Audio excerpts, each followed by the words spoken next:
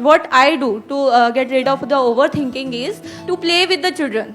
मेरे पड़ोस में 2-3 छोटे छोटे टीनी डॉट्स हैं 4 से 5 साल के, मैं उन्हें घर पे बुला लेती हूँ एंड उनकी सिली थिंग्स सुनो, उनके साथ आप बिल्कुल सिलियस थिंग करो, वॉट एवर दे डू आप उनको फॉलो करो, आपको 15 मिनट्स भी नहीं लगेंगे, उसके बाद आप खुद ही फ्रेश फील करने लगोगे, वो जितना भी मसाला आपके दिमाग में चल रहा था वो सब भुन के चला जाएगा, इवेपोरेट हो जाएगा. That is what I believe. Excellent point. Let's give a big hand for her.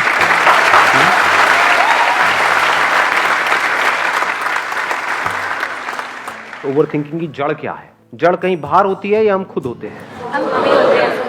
मेरा पास्ट, मेरा फ्यूचर, मेरे साथ में उसने ऐसा क्यों किया, जो किया वो प्रॉब्लम होता है या मेरे साथ में किया वो प्रॉब्लम होता है? हाँ, उसने किसी और के साथ किया, दैट इज ओके, उसका नेचर है. बट मेरे साथ में क्यों किया, उसने मुझे ऐसा क्यों कहा, मैं. तो समझ जाओ ओवरथिंकिंग का दूसरा मतलब है आप इस मैं में जाकर के फंस गए हो. और जब हम मैं को पूरी तरह से भूल जाते हैं तो थॉट्स भी बहुत कम हो जाते हैं, ऑलमोस्ट जीरो हो जाते हैं. जैसे कभी आपने फील किया हो किसी हिल स्टेशन पे गए हो, वहां पर सनराइज देख रहे हो, तो उस वक्त क्या होता है? सर थॉट्स नहीं होते. क्यों नहीं होते हैं थॉट्स? क्योंकि कुछ देर के लिए आप खुद को भूल जाते हो. खुद मतलब क्या? आपकी प्रॉब्लम्स, आपके ड्रीम्स, आपके डिजायर्स. मेरे साथ में ये हुआ, मेरे साथ में ये होना चाहिए, मेरे साथ में ये हो रहा है, मतलब कि खुद को हम भूल जाते हैं थोड़ी देर के लिए. तो वहां पर थिंकिंग के लिए कोई जगह नहीं रहती है.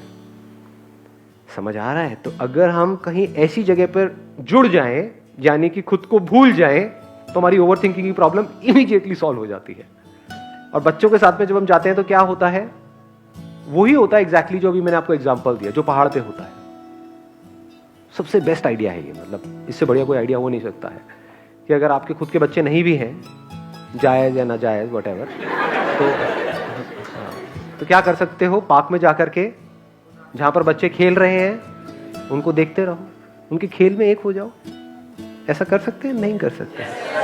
Immediately all your thoughts will come to an and.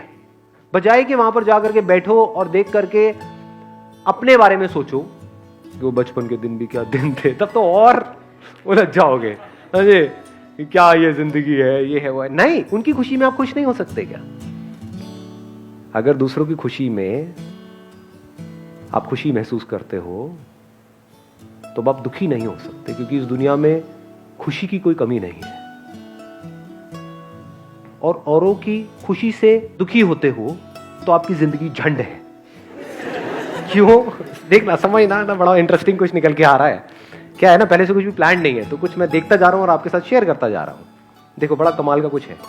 क्योंकि अगर औरों की खुशी से आपको दुख होता है कि हाँ, इसकी लाइफ तो कितनी बढ़िया है, इसके माँ बाप तो कितने बढ़िया है, इसके पास तो कितना पैसा है, मेरे पास ही सब कुछ नहीं है, मेरे पास कुछ नहीं है, तो रोते ही रहोगे औरों की खुशी देख करके. किसी को दुखी देखोगे तब भी आप दुखी ही होगे, क्योंकि वाइब्स मैच हो गई ना. तो खुश कैसे होगे अंकल? सोचा है? दुखी ही रहेंगे. और हमें पता ही नहीं होगा हमारी दुखी रहने की जड़ क्या है. वो जड़ हम सोचेंगे कहीं बाहर है. जड़ आप खुद हो, क्योंकि हम बहुत ही ज्यादा सेल्फ सेंट्रिक हो जाते हैं. बस हमको अपनी पड़ी है, अपनी खुशी की पड़ी है कि मेरा बचपन वापस आ जाए. जिसका बचपन अभी चल रहा है उसको देख करके क्या हम खुशी महसूस नहीं कर सकते? ये क्या कमाल हो रहा है.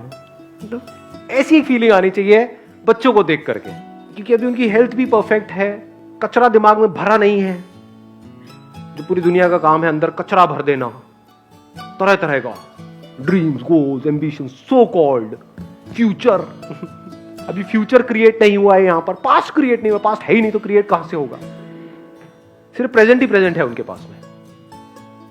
तो अगर उनको देख करके आपके दिल से उनके लिए दुआ निकले, हे भगवान की खुशी बनी रहे, ये खुश रहे, ये ऐसे ही खिलखिलाते रहे, भगवान बचाए इनको इनके माँ बाप से. खुद फंसे हुए हैं इस दुनिया में, उनको भी फंसा रहे हैं.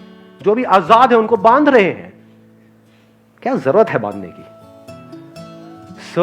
अगर औरों की खुशी में आप अपनी खुशी ढूंढ लो तो क्या होगा? आप उनकी खुशी में इन्वॉल्व हो जाओगे. उनकी खुशी में जैसे इन्वॉल्व होगे क्या होगा? खुद को भूल जाओगे.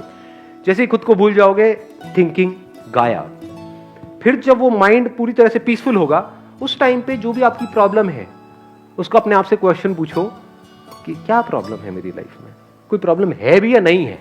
तब आपको बड़े क्लियर जवाब मिलेंगे. 90% केसेस में क्या होगा? कोई प्रॉब्लम है ही नहीं। हाँ, कुछ है ही नहीं, तो कुछ करने की जरूरत ही नहीं है। या फिर एकदम आंसर आएगा कि हाँ जो प्रॉब्लम है इसका ये सॉल्यूशन है, चल निकाल लेता हूं, खत्म। इसके लिए क्या करना है, ये करना है, कर देता हूं, खत्म।